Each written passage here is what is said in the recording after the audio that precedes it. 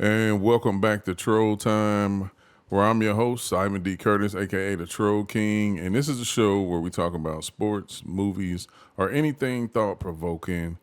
Today, we back at it with the WNBA playoffs. We're going to be recapping game two, of course, with the Las Vegas Aces and the New York Liberty, and the Connecticut Sun and the Minnesota Lynx.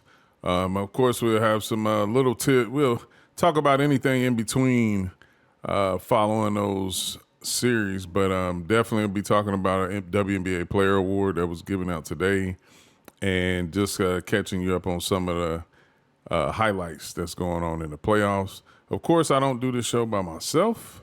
I'm gonna bring in my right hand man. Hey, Willie, how you doing, brother?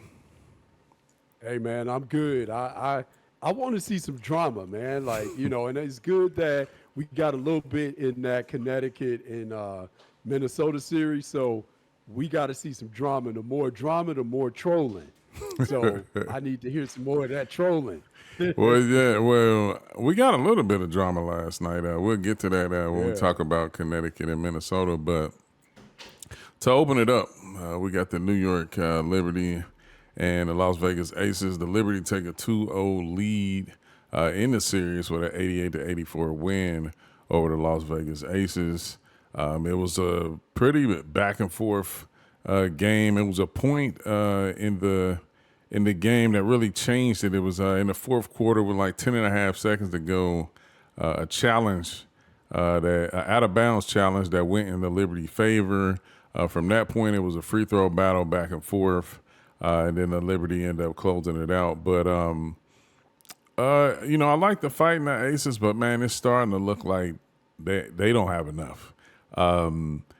Stokes, she was hurt early in the 9.5 seconds left in the third quarter. She sustained a head injury, and that's going to be something to look out for. I mean, because I already think that the Aces are not big enough when it comes to defending the Liberty, and now without Stokes, they're getting smaller. Before I'll give out the numbers and the stats later on. But hey, Willie, what's your thoughts on Game 2 of the Aces and the Liberty? What's interesting too, like it's funny because early on, we talked about in the previous episode, need y'all to walk with us as we watch these things. Even before you start hearing about those great women that talk about the games before they come on, and this time, it's just great to see that. We talk about a lot of these points before even the games are on the broadcast. You would think that we're all talking to each other when they talk about the key points that are going on. We talked about Chelsea Gray having to dominate the game, and early on she did that. The Aces had 23 assists in this game. That's more than New York. I think New York had 19. So, but the thing about that 23 assists is very, very deceiving. 9 of those assists came early on in the first quarter. And then after that, you get 9 assists in the first quarter, and then you get 14 for the rest of the game. That's really, really telling in terms of, was that ball hopping, was that ball moving when you're talking about what was going on with the Aces. The other thing to me that really stood out, the Aces got all of their scoring off the bench from one person, Tiffany Hayes. We know that when the playoffs come, the rotations tend to shorten, but the Liberty also had 2 people that did a lot of scoring off the bench for them, and then also other people having impact as well off the bench. So to me, that was also a very, very telling part of the game too. No doubt. And yeah, Tiffany A, she had 10 points off the bench.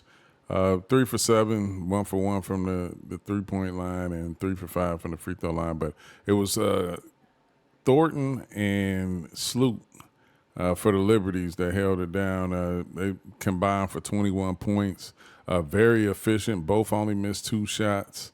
Sloot was 1 for 2 from the 3-point line. When you're getting scoring at a Courtney Vandersloot, it could be a long day. I mean, she had 12 Right? points, 4 rebounds, had a nice And a block block. on Jackie Young, Facts. and that's just huge for them. Now getting to the big dogs, the starters, the closers, Sabrina Ionescu, 24 points, 9 rebounds, 5 assists.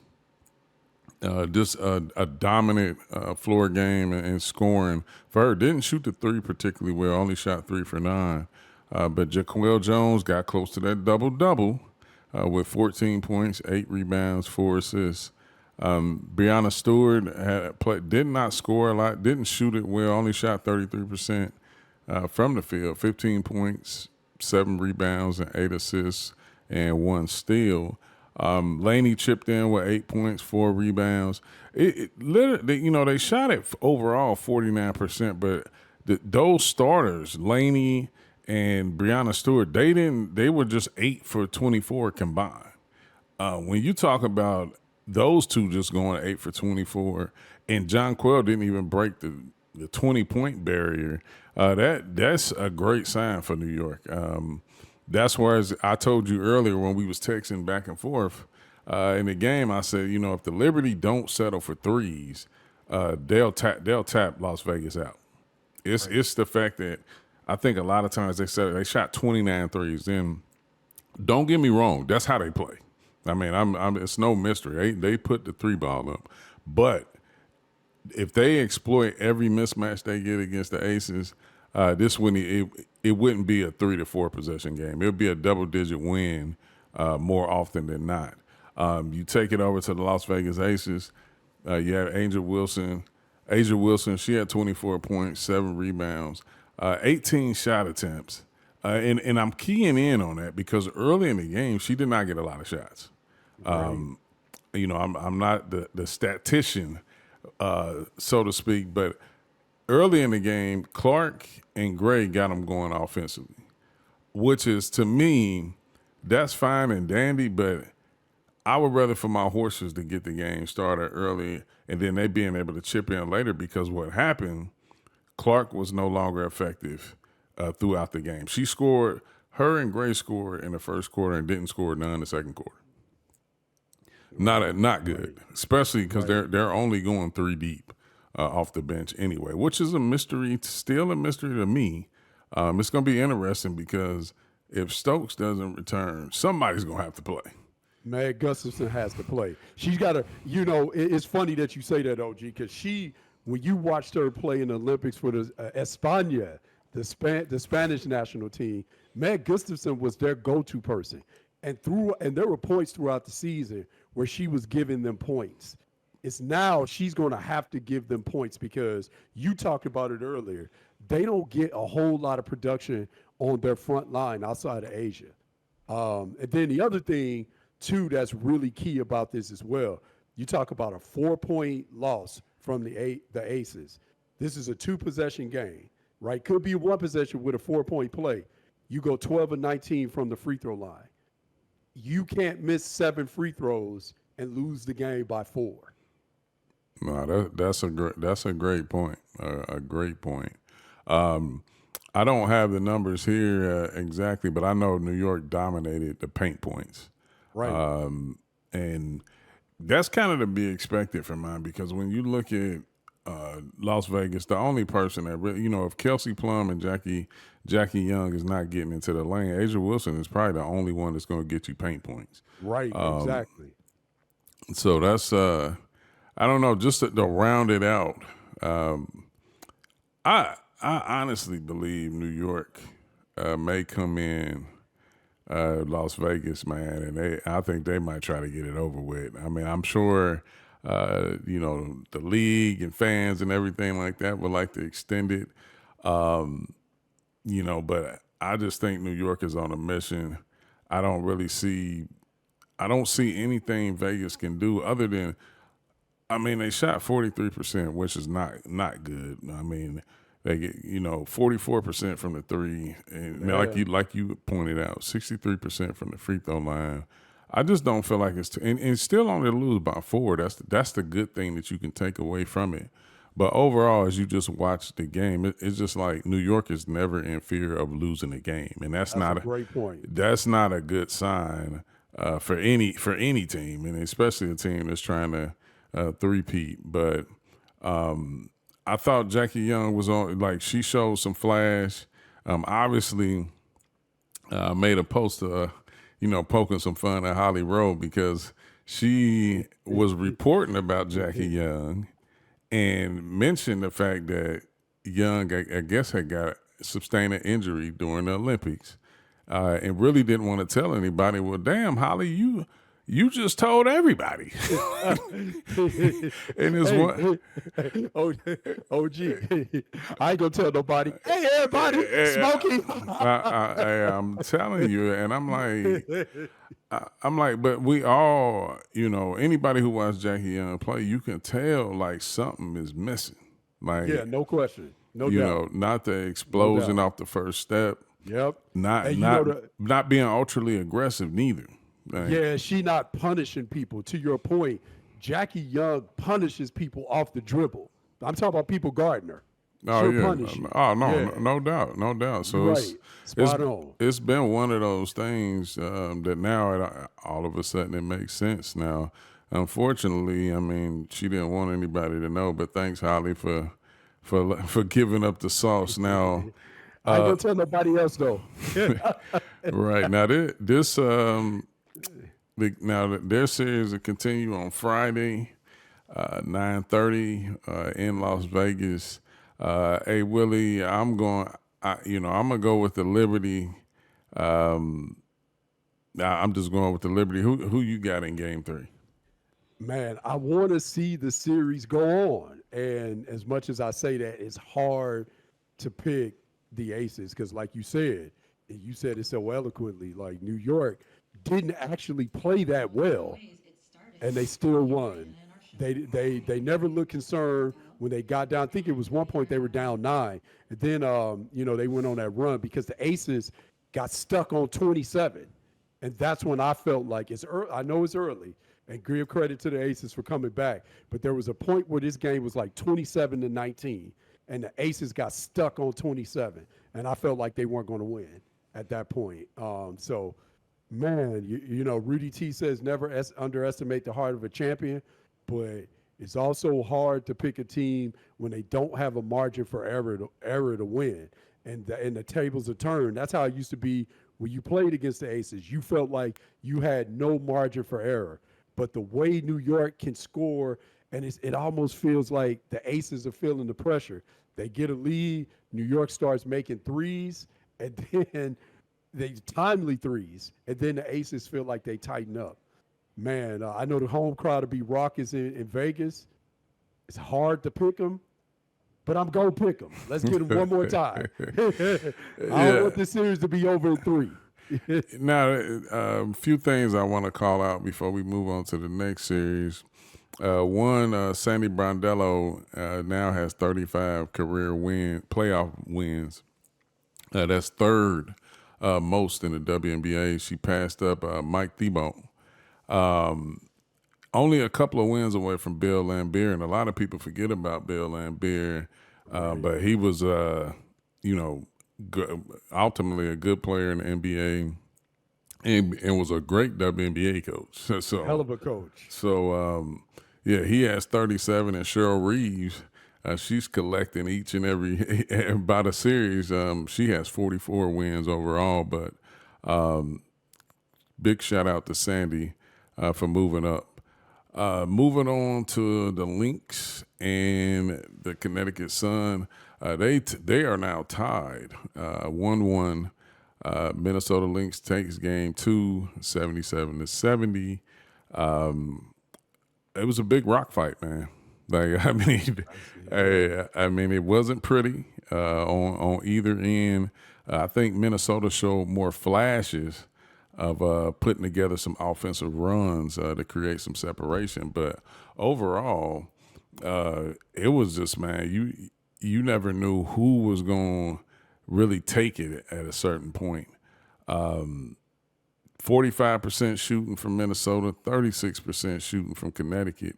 Now, if I'm Connecticut and I shoot 36% and I'm still 3 possessions away from winning a game, that's a good point that I can take away from it, because that's a long night, and only shot 25% from the 3, 85% from the free throw line. Now that's what kept them in the game. 20 free throw attempts, Minnesota shot 92%, but only shot 14 free throws. And the reason why I'm putting the emphasis on the free throws because they're going to be shooting free throws because that series is really physical and a lot of contact, a lot of good competition going on. But Connecticut put the hard hat on. Couldn't get the offensive output that it took to win game 2. DeWanna Bonner, 17 points, 6 rebounds, 5 steals, only 5 for 15 from the field, 3 for 7 from the 3. Alyssa Thomas, 18 points, 10 rebounds, 7 assists, almost nearly another close to 2 triple doubles in two games in the semifinals. Was 7 for 14 from the field, 4 for 5 from the free throw line.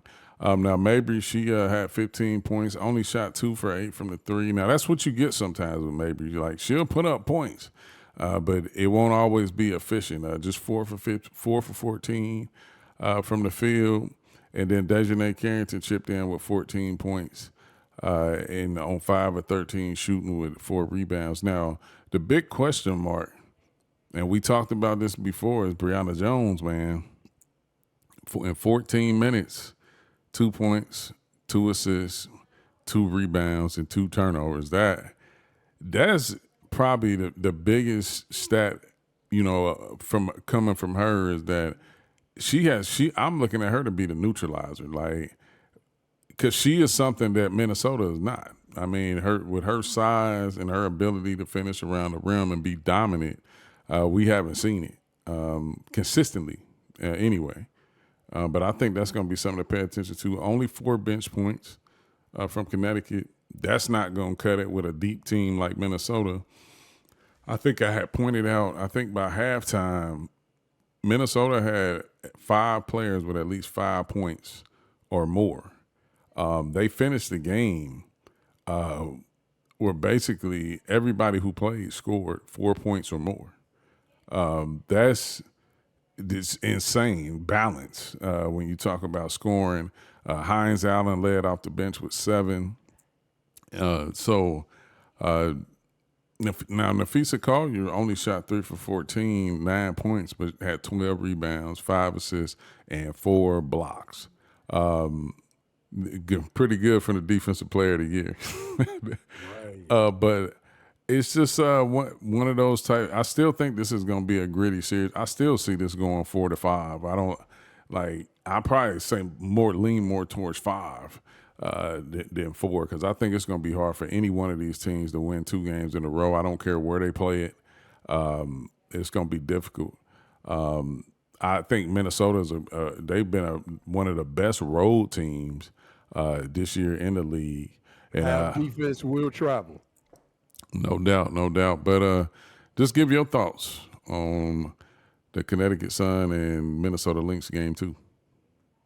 It's interesting, man. Like, again, we like drama because it presents moments for the troll king to troll, right? Right. So, man, we got Notre Dame on Notre Dame crime when you talk about Caleb McBride and my girl, Marina Mabry. Marina Mabry is always in it. Then we got for former Chicago Sky crime on crime where you got Courtney Williams and Marina Mabry. What Courtney Williams say? Yeah, she's still my girl. We'll be friends after the series. Again, I love to see all this, man. But, going back to what you were talking about, I talked about Veronica Burton. When she scores, and when I say score, OG, I'm not talking about 15 to 20. That's not what she does. She's got to get 8 to 9 points, 3 to 4 assists. When she does that, Connecticut's different. And that means also to your point about Marina Mabry, some of those 3 to 4 or 5 assists that Veronica Burton gets, those assists are Marina Mabry making shots. So the other thing that you mentioned about Brianna Jones, which is interesting about this series, we talk about both of these teams have to get out in transition and get points where you don't allow the other team to plus up and stack their defense in the half court. Sometimes Connecticut can play a little bit slower when Brianna Jones is on the floor. Sometimes they play faster when Alyssa Thomas is playing the 5. And they get out, they get stops, and they get out in transition. So that's something to watch when you watch this series. I agree with you. This thing is going to be a rock fight. Wouldn't be shocked that it goes 5. The thing about Connecticut, when they got one on the home floor in Minnesota, they still have control of the series because we're about to play two in Uncasville. So this is going to be interesting, man. But I wouldn't be surprised too if we're in for a long ride, and I'm here for all of it, man. I got my seatbelt, as Dejanay character says, right? So I'm locked in for a long series here. Hey, now to keep it with you for a second, who you taking? Connecticut. You got Connecticut. I got Connecticut. Yeah, I'm gonna side with Connecticut because they got the split. I mean, you can't. They took care of business. I mean, anybody knows in a best of series that extends more obviously than three. You got to play those first two games on the road. You just want to get a split, if anything. You don't want to go down 0-2. They took care of business, got the split. Now they'll go back home and try to defend home court. But I think, of course, that first one is pivotal because if you drop that first one, even off a split, now you're giving home court advantage back. And I think Minnesota has the firepower to go ahead and clean it up if they do happen to drop game three. But I'm going to go with Connecticut. Another team, obviously, when you talk about the four best teams in the W, they win on the road and at home. 9 times out of 10, the top four teams are your best home and away team. So I'm gonna take Connecticut, but like I said, if they drop game three, I wouldn't be surprised if Minnesota throw that haymaker in game 4 and go ahead and get it done. This was a rather quick episode. We do want to talk about today the WNBA handed out the Kim Perrot Sportsmanship Award. De'Erica Hamby took that home from the Los Angeles Sparks. She had a phenomenal season this year, and just overall, I mean, I don't know her personally, of course, but I mean, she seems like a great person. I mean, she plays the game the right way, and I'm glad to see her in a place that looks like they're going to adopt her and keep her there for a while to go along with them budding front court players that they have in L.A. We talk about L.A. all the time. That's A. Willie's that's home and that's his team. Yes, sir. But with that front court, if they get a hold of some guards, man, and get Cameron Brink back healthy, there's no telling what can happen. Your thoughts on Hamby taking home the Sportsmanship Award? Hey, man, shout out to De'Erica Hamby. Again, like one of the things that we do, part of the reason why we like the W is because we certainly recognize just how amazing these women are. She could have very well won Comeback Player of the Year, given that she had a baby last year and came back and played, and she got moved from Vegas. And there are some things going on between De'Erica Hamby and the Las Vegas AC, so that's a lot to deal with. And she came back and she played, and then she played the way she played last year with all of those things going on. And that's something that is very admirable. You got to tip your hat to that. And came back this year and played even better and upped her numbers in all the categories, seemed much more comfortable in LA. So shout out De'Erica Hamby. She is an amazing ambassador for the game in terms of all the multitasking that women have to do and still play this game at a high level. So shout out to her. And I'm not being biased because that purple and gold is coursing through my veins. But yeah, shout out to her. Now, something that went on last night this goes on all the time in New York and at Liberty Games, Celebrity Row. You had Carmelo and his son Kiyan Anthony at the game. You had Colin Kaepernick was at the game, and then Alicia Keys was at the game. But the most special probably was Teresa Weatherspoon. Give and take everything that's transpired over this last week or so. But, Angel Reese had retweeted that, tribute that the Liberty had done for her. I mean, you can kind of tell that, behind all the hoopla and everything that's going on, I think I can't remember where I seen it, but I know this from being in the industry. You know this from being in the industry is that in between business, things are going to happen. but the relationships that you create with people, man, they can tend to last a lifetime. And Right. obviously that's the impact that Teresa Weatherspoon has had on Angel Reese, personally. I mean, because the game, you're going to win games, you're going to lose games, you're going to have good coaching, bad coaching, whatever you want to call it. But at the end of the day, as human beings, we still have the ability to impact people's lives more ways than one. And it's so obvious that that's what Spoon meant to, I'm sure, more than just Angel Reese, but Angel Reese specifically being a rookie, still, being a young lady, trying to find her way, not only in her profession, but just in life in general. She's still young and all this fame and popularity and everything like that, and just having somebody sturdy to help her on a regular basis. And now, to the world of uncertainty, because you don't know, who's going to be the next Chicago coach or anything like that. But it's just kind of refreshing to see that, her being open and expressing, how she feels about Spoon and different things like that. But just something I wanted to call out before I have you get whatever you got to get off your chest, bro. But just something good to see in the world. And I seen that on Twitter of all places. Like I tell people, Twitter is a war zone. Right.